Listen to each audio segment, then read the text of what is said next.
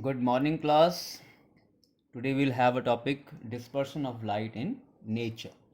Last time we had done dispersion and dispersion through a prism.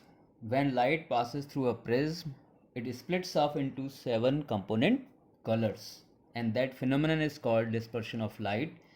And now today in today's class we have to see uh, anywhere in nature where we can see the dispersion of light. The example of that, a simple example of that is rainbow. Just like a prism, when a light ray passes through a prism, it splits up into 7 component colors, or we can see a band of 7 colors. The same way in nature, we can see a rainbow after a rainfall, or after a shower, or after a rainfall.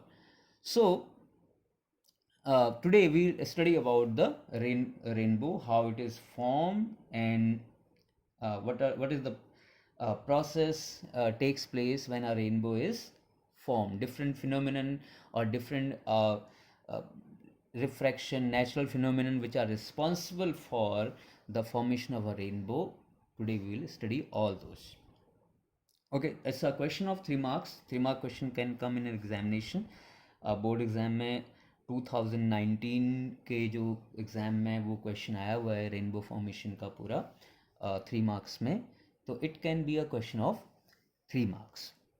तो how what is the rainbow first? तो rainbow की definition simple है.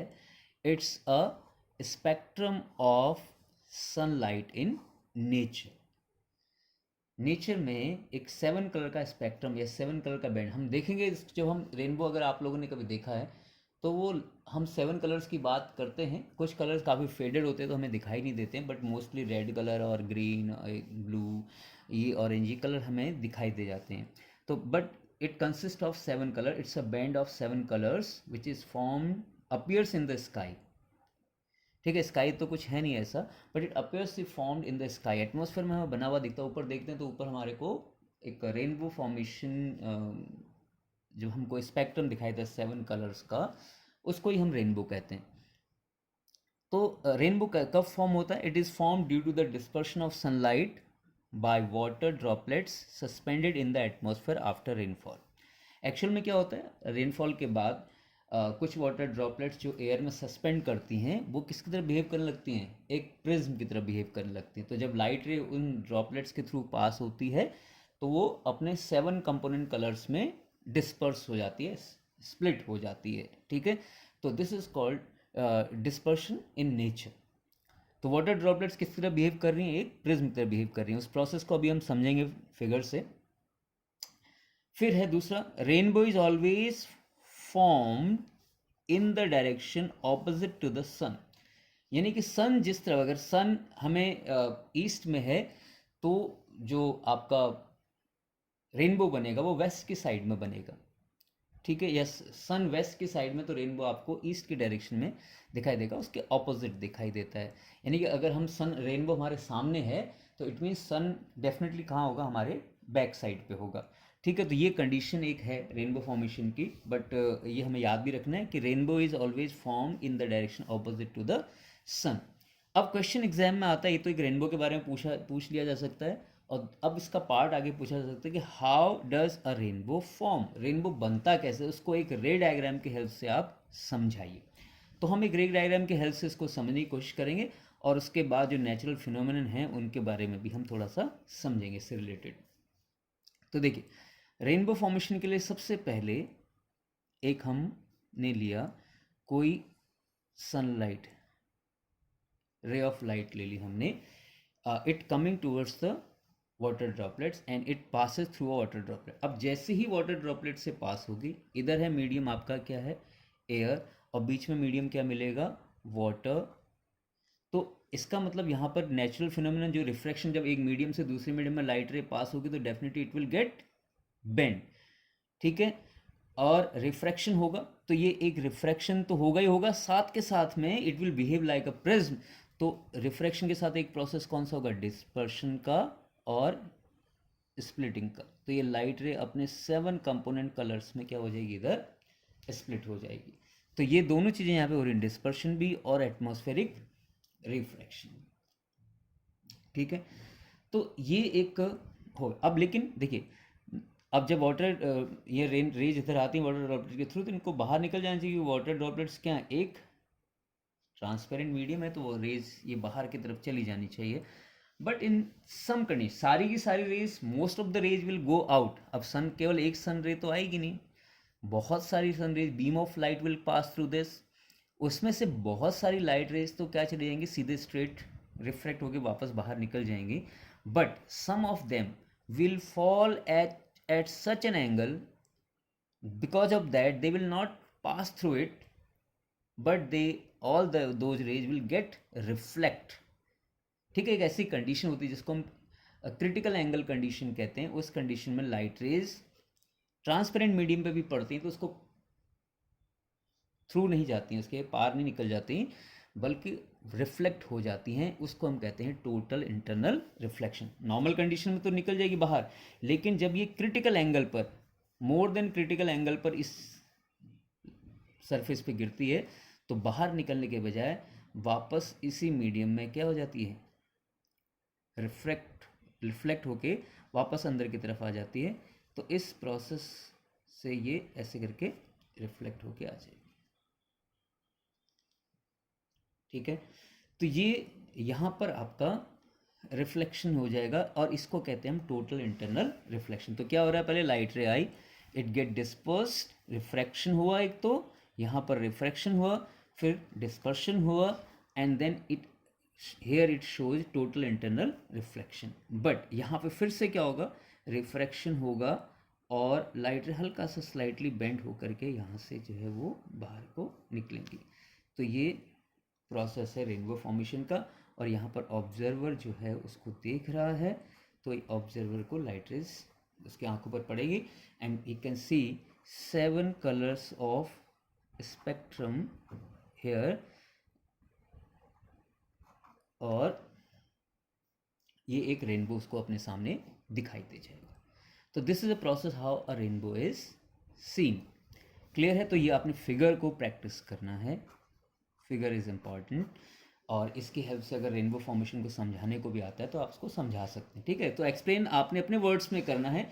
आप book में इसको read करिए अच्छे से, और फिर इसको अपने वर्ड्स में आप लिख सकते हैं। बट स्टेप्स आपने जो फॉलो करने हैं वो यही करने, पहले यहाँ पर टोटल इंटरनल एटमॉस्फेरिक रिफ्रैक्शन और रिफ्रैक्शन की बात करेंगे यहाँ पर, फिर हम डिस्पर्शन की बात करेंगे, और फिर टोटल इंटरनल रिफ्लेक्शन की बात करेंगे, एंड फिर एक बार फिर से रिफ्रैक्शन होगा, और तब जाके लाइट रे हमारी आंखों पर पड़ेगी, पहुंचेगी आंखों के पास, और हमें जो है अपने सामने 7 कलर का एक स्पेक्ट्रम दिखाई देगा, वही है रेनबो।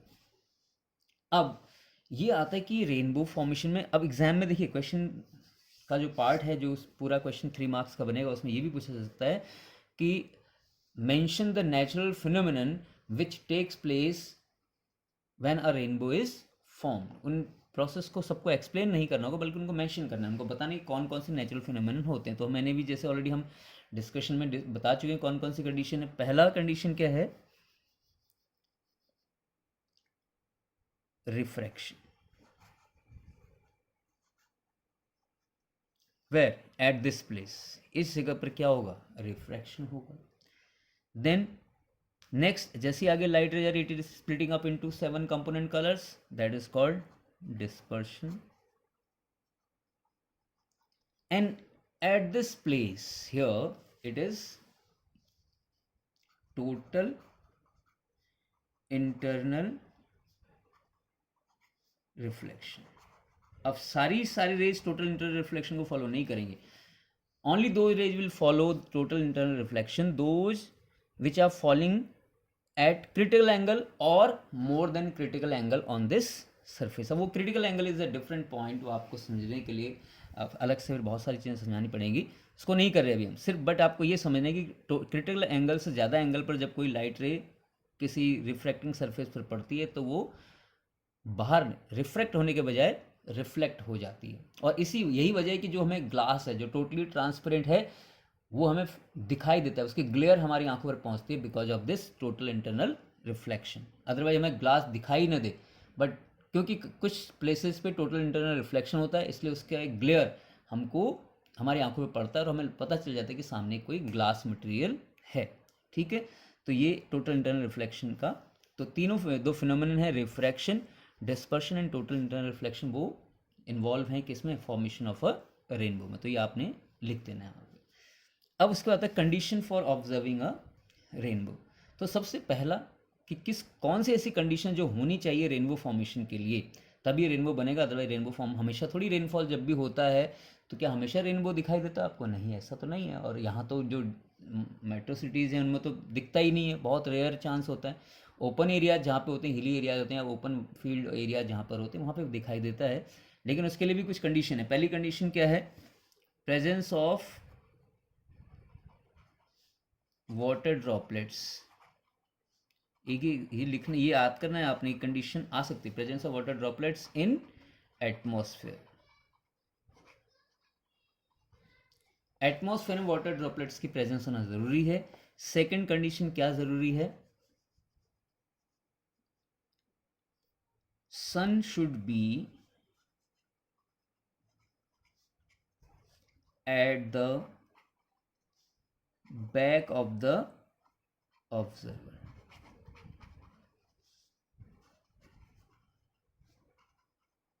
जो सन की पोजीशन है वो ऑब्जर्वर के बैक साइड में होनी चाहिए, बिहाइंड द ऑब्जर्वर होनी चाहिए। तो इस कंडीशन में रेनबो दिखाई दे। तो देखिए आज का टॉपिक हम यहीं तक कर रहे हैं, because next what we have to start that is a different topic, that is atmospheric refraction, और उस पर बेस्ड कुछ नेचुरल फिनोमिनन है, उनको भी हम समझेंगे। उसमें आपका सनराइज और सनसेट से रिलेटेड एक क्वेश्चन है, और ट्विंकलिंग ऑफ स्टार्स से रिलेटेड क्वेश्चन है, तो उसको हम नेक्स्ट टाइम करेंगे। तो ये हमारा एक पार्ट, जो पहले वाला पार्ट है, एक पार्ट कंप्लीट हो गया है। अब हमारे पास नेक्स्ट जो एक डिफरेंट पार्ट स्टार्ट होगा, वो एटमॉस्फेरिक रिफ्रैक्शन और scattering of light, that will do in the next class. Okay, thank you class.